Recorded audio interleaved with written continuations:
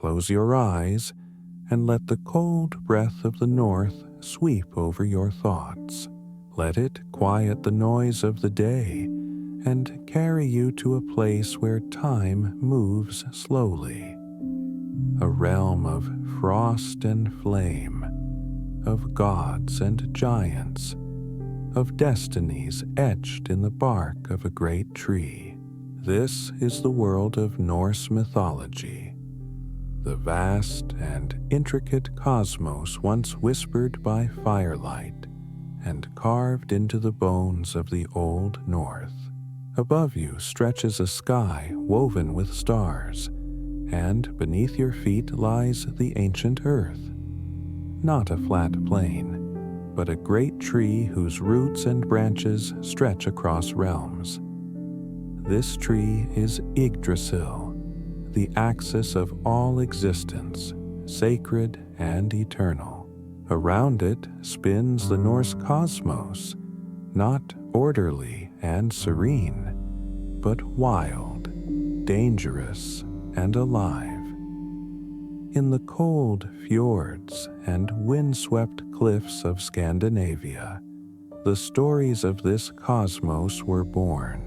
Told by skalds and warriors, these myths echo with reverence and raw power. They do not speak of perfection, but of struggle, fate, and cycles that begin and end anew. Gods are not omnipotent. They age, they err, and they fall. Even the mightiest among them walks toward a destined end. And yet, there is beauty in the way they face it. This is a journey through that cosmos. We will walk among the 9 realms, from Asgard, where the Aesir gods dwell, to Midgard, home of humankind. From the burning chaos of Muspelheim to the icy stillness of Niflheim, we will meet Odin the Seeker, Thor the Protector, and Loki the Shapeshifter. We will hear the voices of the Norns weaving fate and stand still before the shadow of Ragnarok, the twilight of the gods. But for now, let the pace slow. Let the world around you fade. You are no longer in your bed or chair. You are drifting among ancient mists, listening to the heartbeat of a mythic world. So rest and listen. The Norse cosmos is calling, before gods, before men, before even the light of the stars, there was only the great emptiness. Ginnungagap. It was neither dark nor light, neither warm nor cold. It was the yawning void between 2 primal realms. To the north lay Niflheim, the realm of mist and ice, and to the south, Muspelheim, the realm of fire and flame. In the deep silence, where nothing yet stirred, these 2 forces existed in stark contrast. And in their meeting, the first seeds of creation were sown. From Niflheim flowed the 12 rivers of Elivagar, their icy waters curling and coiling into Ginnungagap. As they spread, they froze, and layer upon layer of rime gathered in the void. Then came the breath of Muspelheim, burning winds and molten sparks that collided with the frost. From this elemental clash, something stirred. Out of the melting ice emerged Ymir, the first being. He was a Jotun, a frost giant, vast and primal. From the sweat of his body sprang others of his kind, male and female giants who would later populate Jotunheim. Alongside Ymir was the primeval cow, Audumbla, born of the same icy froth. From her teats flowed 4 rivers of milk, nourishing Ymir as he slept. But Audumbla, too, played her role in creation. Licking the salty blocks of ice, she uncovered a new form. Buri, the first of the gods. From Buri came Bor, and from Bor came 3 sons, Odin, Vili, and Ve. These brothers beheld Ymir and the chaos he represented. The world had form now, but no purpose, no order. And so they slew him. From Ymir's colossal body, they shaped the world. His flesh became the earth, his blood the seas and rivers, his bones the mountains, his teeth the rocks, his hair the forests, and his skull the vault of the sky. From his brains they formed the clouds. Around this newly formed world, they placed Ymir's eyebrows as a protective barrier. And thus Midgard, the realm of humans, was born. The stars were scattered by sparks from Muspelheim, flung high into the sky. The sun and moon, Sul and Mani, were set upon their celestial paths, drawn by chariots pulled by tireless horses, and from the ashes of chaos, a new balance began to take shape. To populate this new world, Odin and his brothers found 2 fallen trees upon the shore. From one, they shaped Ask, the first man. From the other, Embla, the first woman. Odin gave them breath, Vili gave them will, and Ve gave them sight and speech. Thus humankind came into being, fragile, mortal, but bearing within them the spark of the divine. In the deep past of Norse myth, the world was not spoken into being, but fought for, wrestled out of raw matter, bone, and flame. Creation was not a moment of peace, but an act of conflict. And through that conflict, the 9 realms began to stir, each with its own character, its own fate. From Ginnungagap to the rise of man, the stage was now set, and at the center of it all, binding all worlds together, stood Yggdrasil, the great world tree. At the heart of the Norse cosmos stands Yggdrasil, the great ash tree whose branches and roots span all of existence. It is no ordinary tree. Its limbs do not merely stretch into the sky, but into realms. 9 distinct worlds suspended in the balance of its growth. It is the axis mundi, the spine of the universe, the sacred link between what is above, what is below, and what lies in between. Yggdrasil is said to be evergreen, ever-living. No season weakens it, no axe fells it. Its bark holds the echoes of ancient prophecies. Its sap carries the weight of fate. At its crown, the realm of Asgard clings to the highest boughs, while deep in the earth, among the roots twisted in darkness, lies Niflheim and the well of Vergomir. 3 great roots hold Yggdrasil steady, and each reaches toward a powerful source. The first extends to Asgard and drinks from the well of Urd, where the Norns, 3 wise women, tend to the threads of fate. They are Urd, what has been, Verdandi, what is, and Skuld, what shall be. Daily they draw water and white clay from the well to nourish Yggdrasil's bark, keeping it healthy and alive. The second route stretches into Jotunheim, the land of giants. There, it draws from the well of Mimir, a spring of deep wisdom and memory. Mimir himself, though long dead, still speaks through his severed head, a keeper of secrets and visions. It was here that Odin sacrificed one of his eyes in exchange for a draught of knowledge. The third route reaches into the cold depths of Niflheim, into the well of Vergomir, the source of many rivers.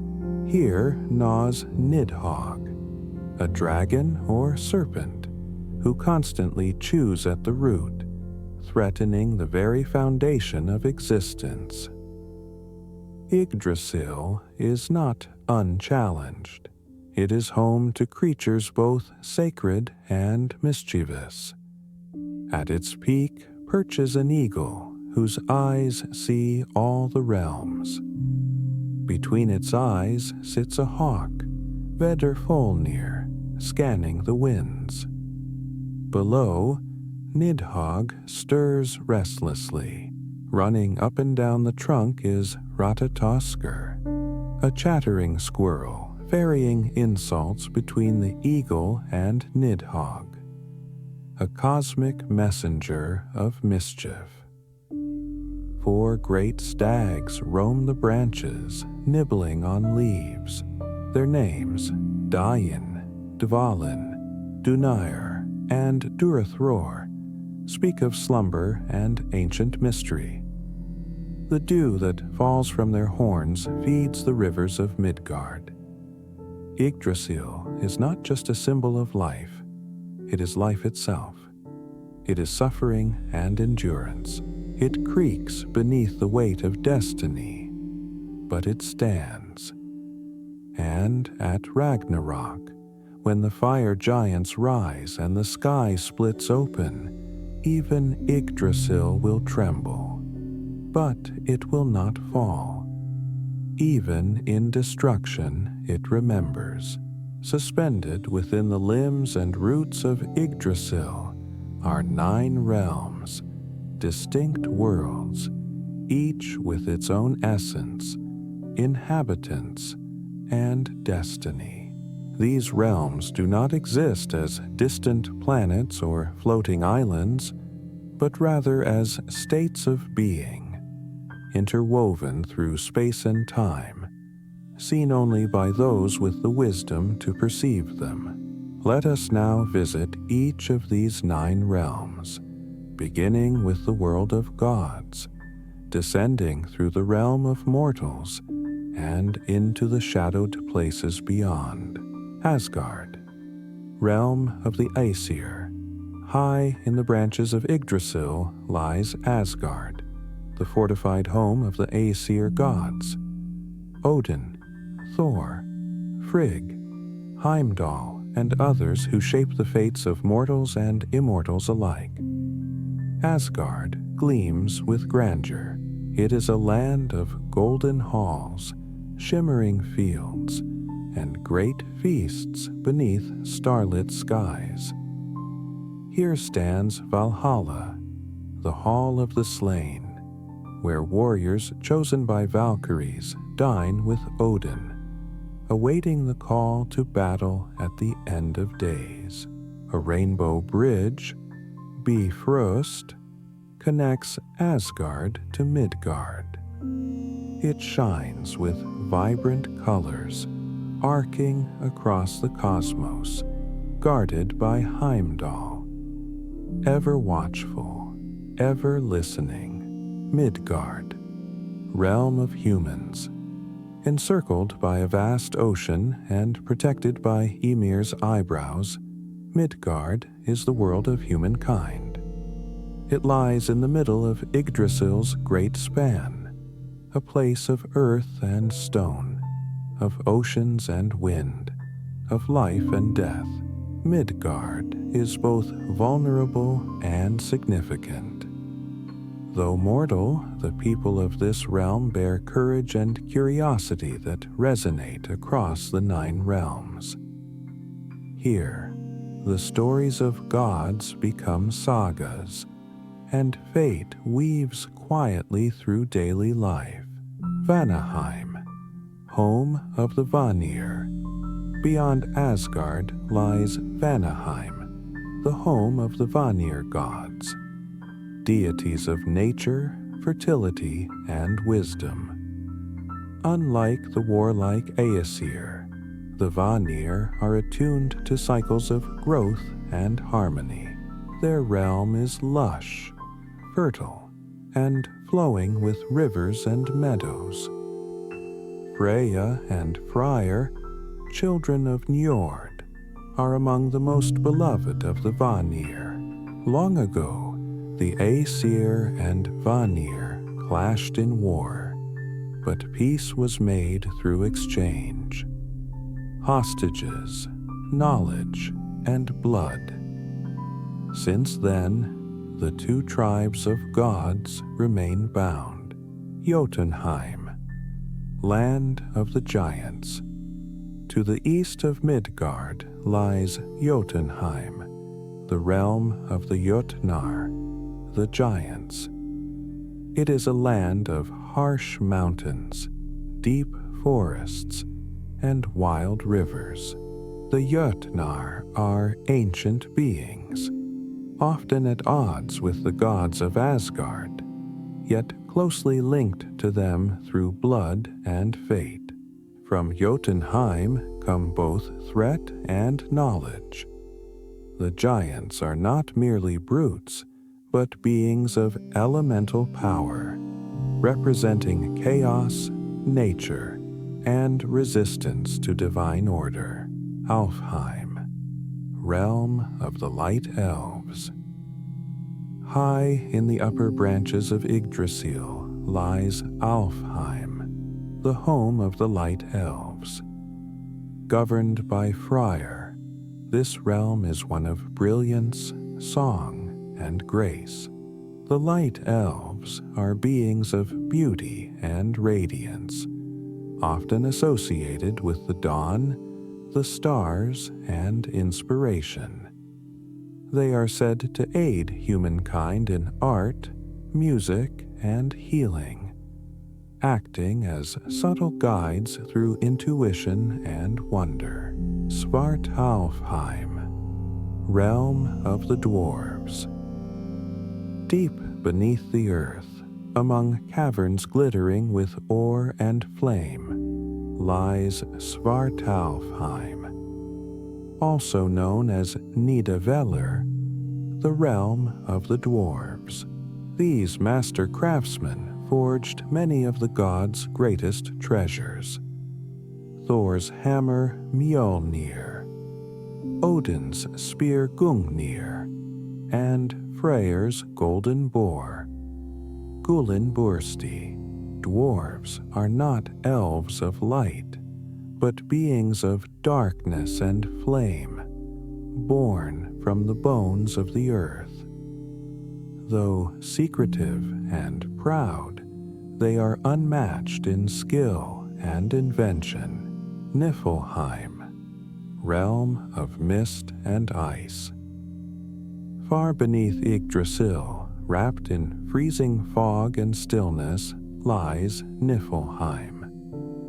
This is one of the oldest realms, born before time itself, a place where the chill of non-being lingers. Here lies Vergelmir, the primal spring from which all rivers flow, guarded by the gnawing dragon Nidhogg. Muspelheim, realm of fire. In contrast to Niflheim's stillness, burns Muspelheim, the realm of fire and chaos. It is a place of pure flame. guarded by the fire giant Surtur, who stands with a sword burning brighter than the sun. Muspelheim is older than the gods and will outlive them. Its fire gave birth to creation and will ignite the end. Helheim, realm of the dead. Hidden deep in the shadows beneath Yggdrasil lies Helheim, the realm of the dead. Ruled by Hel, daughter of Loki, this is where those who did not die in battle are sent. Not cursed, but simply passed beyond. Helheim is a quiet place, neither blissful nor cruel. The dead linger there in the memory of life, dwelling in a twilight realm of fog and silence. With the 9 realms now revealed, we return to the heart of the gods, to those who shaped fate and followed it. In the vast tapestry of the Norse cosmos, the gods are not distant, omnipotent beings beyond comprehension. They are fierce, flawed, noble, and deeply woven into the cycles of the world. They love, they wage war, they create, they suffer, and they too are bound by fate. Let us walk quietly into the halls of Asgard and meet those who dwell within. Odin, the All-Father. Odin is the highest of the Aesir, the All-Father, the god of wisdom, war, death, and poetry. He is not merely a ruler, but a seeker, forever wandering in search of knowledge, with a long beard and one eye, for he sacrificed the other at Mimir's well. Odin gazes into the world with a mind that sees deeper than most. 2 ravens, Hugin, thought, and Munin, memory, fly across the realms each day, returning to whisper what they've seen. Odin presides over Valhalla, where the honored dead feast until Ragnarok. He hanged himself from Yggdrasil for 9 nights to receive the runes, a sacrifice for sacred knowledge. Frigg, queen of Asgard. Frigg is Odin's wife, goddess of foresight and motherhood. She sees the threads of fate and feels its pull in her heart. Her grief over the loss of her son Balder is one of the deepest wounds in myth. Thor, the Thunderer. Thor is the mighty god of thunder, storm, and protection, wielding the hammer. Mjolnir, he rides across the sky in a chariot pulled by goats. He is strong and loyal, a protector of gods and humans. His hammer is used not only in battle, but in sacred rites of birth, marriage, and blessing. Loki, the trickster. Loki is chaos made flesh, clever, cunning, and unpredictable. Neither holy god nor giant, he walks the edge of mischief and doom. He fathered monsters, the wolf Fenrir, the serpent Jormungandr, and Hel, queen of the underworld. He is both companion and destroyer. Balder, the Shining One. Balder is the god of light and peace, loved by all. His death marks the beginning of the world's decline. Killed by a mistletoe arrow, tricked by Loki, Balder's fall is the sorrow at the heart of Asgard. Heimdall, the watcher guardian of Bifrost. Heimdall sees and hears all. he will sound the great horn Gjallarhorn to mark the beginning of Ragnarok. Tyr, the one-handed god of law and justice. Tyr placed his hand in Fenrir's jaws to bind him, knowing it would be bitten off. His courage is silent, enduring. Freya, Lady of Beauty and Battle Freya, goddess of love, war, and magic, rides a chariot drawn by cats. She receives half of those who die in battle at her hall, Folkvanger. She is a practitioner of Seder, Norse sorcery, and keeper of the necklace Brisingamen. Friar, Lord of Peace and Fertility. Brother to Freya, Friar brings abundance, sunlight, and prosperity. He is gentle, but destined to fall in the final battle. And so the pantheon continues, with Sif, Idun, Njord, Bragi, Skadi, and more. Each god and goddess a thread in the fabric of myth. They are divine, yet they love, grieve, and fall. They are not distant. They are stories, waiting to be remembered. To understand Norse mythology is to glimpse not only the lives of gods, but also the hearts of those who believed in them, in the fjords and forests, in the longhouses and icy seas. The Norse people lived by rhythm, story, and sign. Their daily life was entwined with myth, and the sacred was never far, a world alive with meaning. Every element of the natural world held spirit and significance. Stones whispered of ancestors. The wind carried the will of Odin. Lightning was Thor's hammer striking the heavens. Seasons shaped their worldview. Long winters of endurance, brief summers of abundance. The cycle of growth, decay, and rebirth mirrored the myths of gods who aged and perished, only to rise again in tale and memory. Worship and ritual. There were no grand temples in most of the Norse world. Sacred groves, standing stones, and household altars served as places of reverence. Offerings of food, mead, and animal sacrifice were made to honor the gods and seek their favor. Blots, ceremonial feasts, gathered clans together. These communal rites were both celebration and supplication. The gods were invited to join in spirit, sharing drink, stories, and silence beside the fire.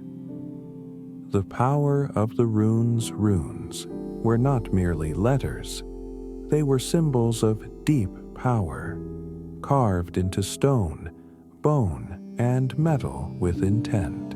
Each rune had a name, a sound, and a story. They were used for writing, but also for casting, divining fate, protecting homes, sealing oaths. The runes were said to be discovered by Odin himself, hanging from the world tree for 9 days and nights, pierced by his own spear in search of deeper truth. The Norns and the tapestry of fate.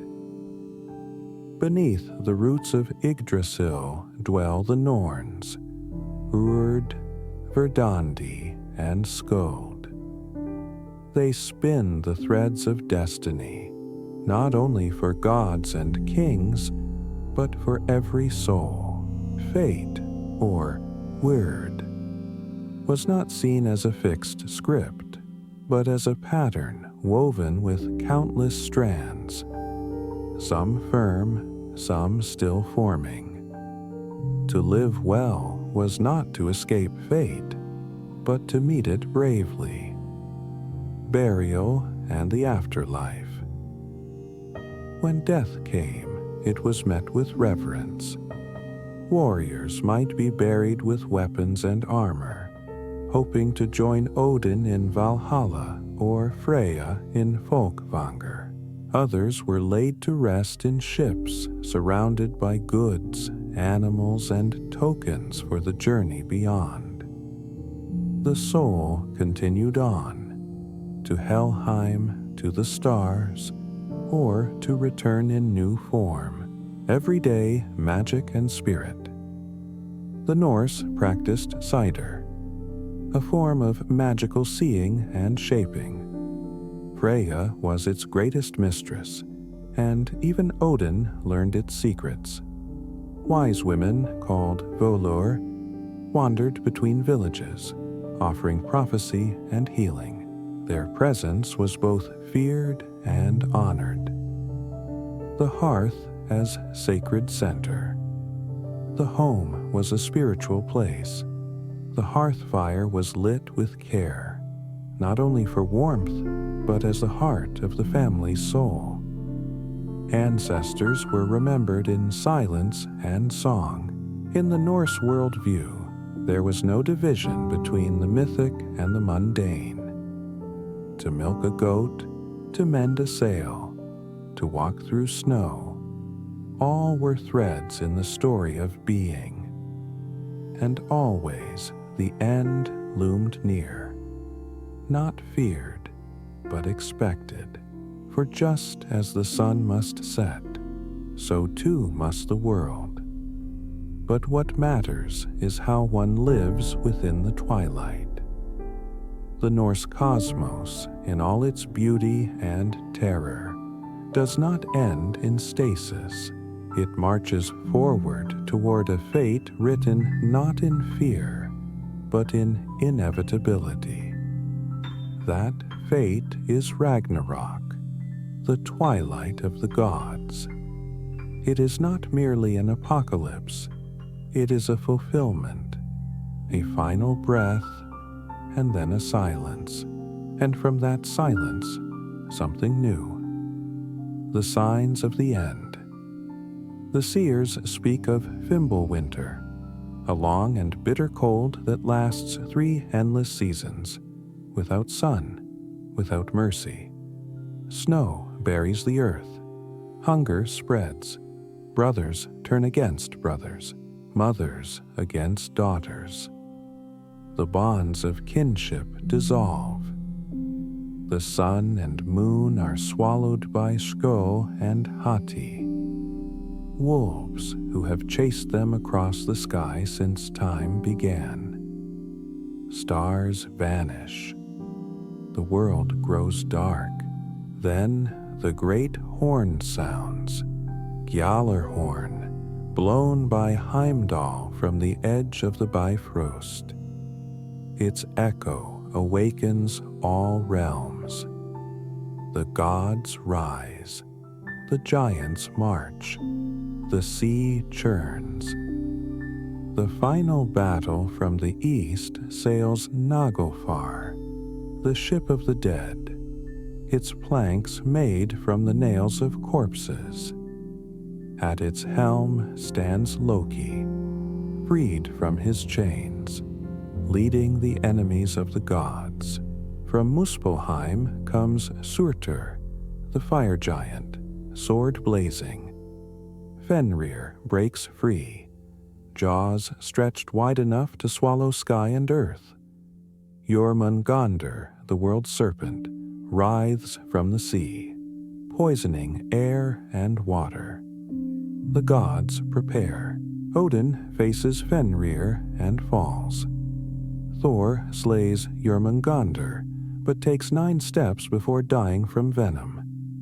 Freyr meets Surtur and is consumed in flame. Heimdall and Loki kill each other. It is chaos.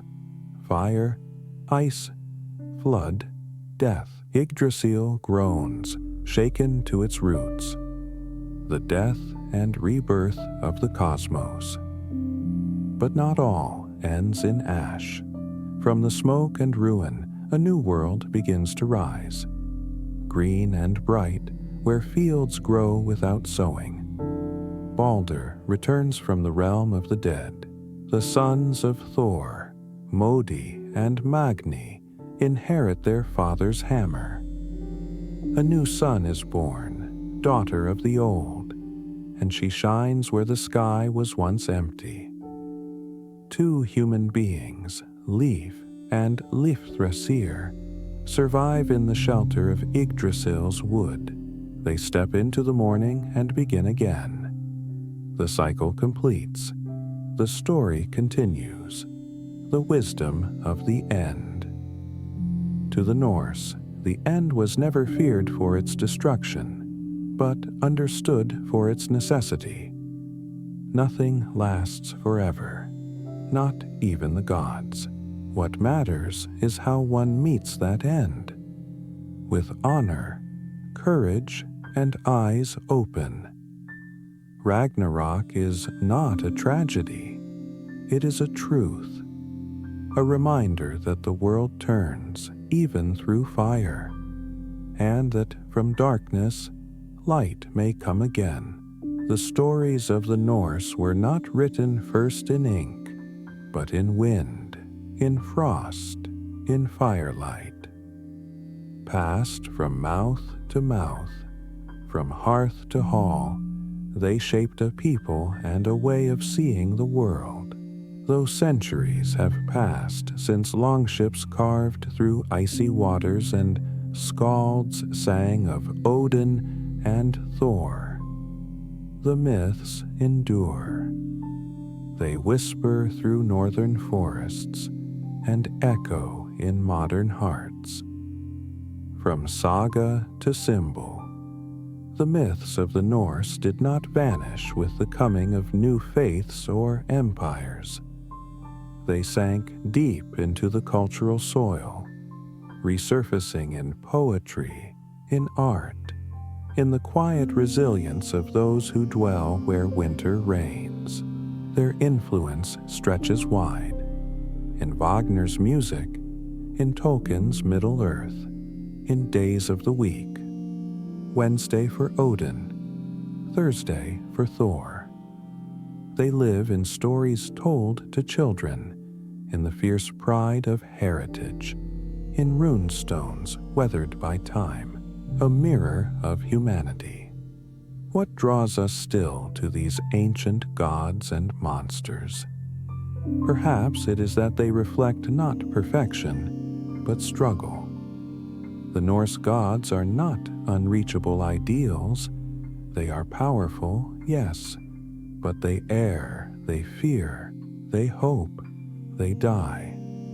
And yet they face fate with open eyes. In them we see the strength to endure hardship, the wisdom to seek meaning, and the courage to embrace impermanence. The quiet immortality of myth stories are not bound by time. They move through us, changing shape, finding new voices. The Norse cosmos may have faded from the skies above Scandinavia, but it lives on in each telling, each remembering. When you speak the name Yggdrasil, when you imagine Ragnarok, when you find stillness in snow or fire in storm, you keep the myth alive. And now, as you rest, let the world of gods and giants drift from your mind. Let the branches of Yggdrasil soften into dream. Let the sea grow still and the sky deepen. You have walked through frost and flame, through creation and end, through shadow and star. And now, beneath the silent northern sky, you may sleep. Close your eyes once more. The wind has quieted, and the fire is low. Its soft glow flickers against wooden walls, against fur-lined cloaks and stone-carved runes. Outside, snow drifts silently through a northern night, but here, within the hush of shadow and warmth, a different kind of flame stirs. The flame of old stories. Not all legends belong to gods. Some belong to mortals, or those who began as mortals, but rose to stride among myths like giants. Heroes, kings, outcasts, lovers, warriors. Their names live on, spoken in song, whispered in dream. There was once a boy, born of a cursed bloodline, the line of the Volsungs. His name was Sigurd, and his fate was bound to a ring of gold. But, as with all things in Norse myth, that ring was more than treasure. It was a weight, a symbol, a seed of tragedy. The tale begins with a dwarf named Andvari, who lived deep beneath the earth in a river's hollow. He possessed a magical ring and a hoard of gold, treasure born of earth and flame.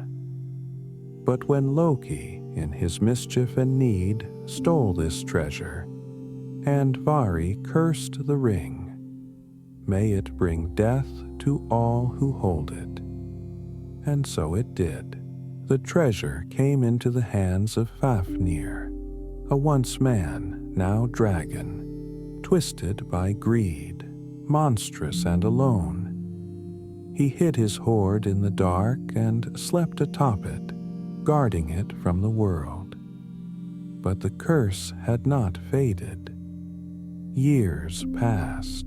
Sigurd, young and bold, was raised by the wise smith Regin, Fafnir's own brother, who longed for vengeance and the gold. Regin forged for Sigurd a mighty sword, and taught him of dragons, courage, and fate. When the day came, Sigurd rode to Fafnir's lair and dug a trench. He waited in silence as the great dragon approached, then struck from beneath, piercing Fafnir's heart. As Fafnir died, he warned Sigurd of the curse. But Sigurd did not listen. He roasted the dragon's heart, as Regin instructed. When he touched the meat to test the heat, he burned his thumb and put it in his mouth. And at that moment, he heard the language of birds. They spoke of Regin's plan to betray him. So Sigurd slew the smith, took the treasure, and rode on. He would later awaken a Valkyrie from her enchanted sleep. Her name was Brynhild. Proud and wise, she taught him runes and mysteries. They loved, but fate intervened. Through trickery and oath, Sigurd was bound to another.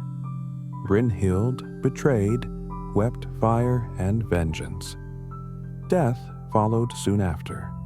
So the ring and the curse passed on. This is only one tale, but it echoes through the sagas. Gold, courage, betrayal, a hero's rise, and the world's turning wheel. Let the fire crackle quietly. Let the snow fall soft. Another story stirs. In the shadowed north, where stone meets sea, another name is whispered. Ego, a poet, a warrior, a man feared and revered. He was born under a dark sky, the son of Skallagrim, a fierce and brooding man. Even as a child, Egil was not like others. He spoke in verse before he could wield a blade. His words cut as sharply as his axe. The sagas tell of his fury in battle, of his loyalty to kin. of feuds that burned across decades. But more than all this, they tell of his grief. When his son drowned at sea, Egil did not scream. He sat alone in the longhouse, lit only by firelight. And then he composed. Line by line, a poem was born, not of vengeance, but of mourning. Words carved from pain. He offered it to the gods, to memory, to silence, and through it he endured. To the Norse, strength was not only in the sword, it was in the soul, in the will to shape meaning from loss, in the defiance of death through voice. Let your breath deepen. Let the ice on the window thicken. Another tale rises from the dark. There was a seeress who walked between worlds.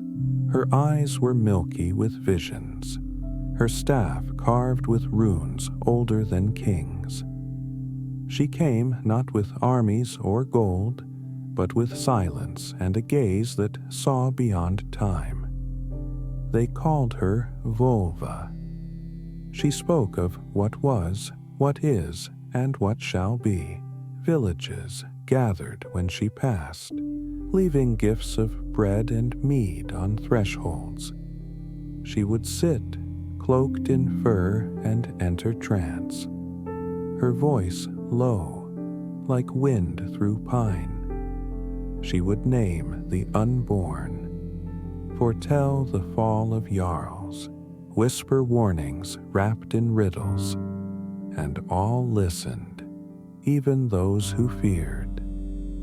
In Norse life, prophecy was not certainty, it was shape, a glimpse of pattern in the weaving. The Norns spun, but mortals walked the threads, and sometimes they tried to change them. Magic, too, breathed through these lands. Not the thunder of gods, but the soft art of Saidur, weaving thought and will into fate. Freya taught it. Odin learned it through chants, gestures, symbols drawn in ash, the fabric of reality bent. To practice Seder was to walk a narrow path. It brought knowledge, but at a price. Power, but with peril. The soul stretched thin across the veil. The wise women, the witches, the wild ones. They stood on the threshold of the visible and the hidden. Their role was sacred. Their memory lingers. Rest now. Let the stories guide your breath. There is more to tell, and the night is long. The forests of the north were never empty. Even when no footprints marred the snow, even when all was still and quiet, eyes watched from the dark. The Norse believed in beings just out of sight, spirits of wood and stone, of water and air. They were not gods, but they were not human. They were other. There were Huldra folk, the hidden people, sometimes kind, sometimes cruel. A Huldra might appear as a beautiful woman with long golden hair, but if she turned, a tail like a cow's or bark-like skin revealed her nature. She might lead a man astray, or bless him with luck, depending on how he treated her. In the mountains lived trolls, hulking, ancient things. Some dwelled in caves, afraid of the sun, which turned them to stone. Others wandered in mists, slow and strong, with minds full of riddles and rage. There were land spirits, land vetir, protectors of valleys, fields, and fjords. Travelers carved dragon heads on their ships to ward them off when entering unknown shores, and removed them in peace to show respect. And in the barrows beneath the earth, the dead sometimes stirred. The Draugr was not merely a ghost. It was a body that walked, swollen with death, filled with hunger, guarding treasure, seeking revenge, haunting the living. Fire or sea was the only way to be free of it. These beings were not just superstition. They were part of the land, of life. The Norse did not draw sharp lines between natural and supernatural. The world was alive, layered, veiled. To walk through forest or storm was to move through mystery. Let your breath follow the wind. Let the dark hold you gently. We are not yet at the end. The fire still burns. In every village, around every hearth, tales shaped how people saw the world and how they saw themselves. Honor was not an abstract virtue, but a living thread. One's word, one's name, one's courage. These were worth more than silver. Revenge and justice walked side by side. To leave a wrong unanswered was to invite ruin. But to avenge was not always cruel. It was duty, memory. Among these tales, women held power, though often unspoken. Shield maidens who fought, wise women who guided, queens who stirred kings to rise or fall. Freya, with her strength and sorrow, stood not behind Odin or Thor, but beside them, as fierce, as deep, as enduring. Songs were sung not only of conquest, but of resilience, of those who endured winter's bite, loss, and waiting. To live was to stand before the storm, and to sing anyway. So now, as night deepens and your thoughts grow quiet, let the last embers glow softly in the darkness. You have walked among the heroes, the spirits, the gods, and the fates. You have seen the dragon's gold and heard the whisper of runes. You have felt the snow on your skin and the fire in your chest. And now you may rest. The stories are not over, but for now they sleep beside you, folded like furs by the fire, waiting for dawn.